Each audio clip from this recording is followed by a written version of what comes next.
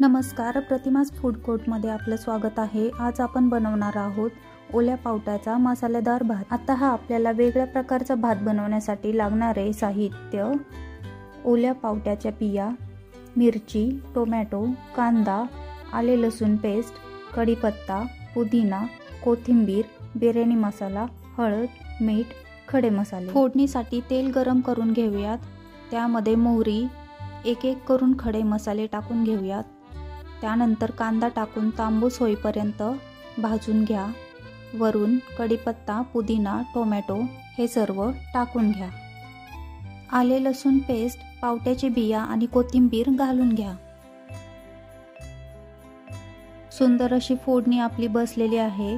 आता त्यामध्ये मीठ, बिर्याणी मसाला आणि हळद टाकून घेऊयात। मी इथं तुकडा तांदळाचा वापर केलेला आहे। तुम्हाला हवा तो तांदूळ तुम्ही वापरू शकता। आता तांदूळ स्वच्छ धुवून घ्यायचे आहेत आणि कुकरमध्ये घालून छान मिक्स करून घ्यायचे आहेत आणि पाणी हवं तेवढं घालून घ्यायचं आहे। फक्त 3 शिट्ट्यामध्ये तयार आहे आपला मसालेदार, चमचमीत, मोकळा, सुटसुटीत पावटा भात। भात एका प्लेटमध्ये सर्व करायचा आहे।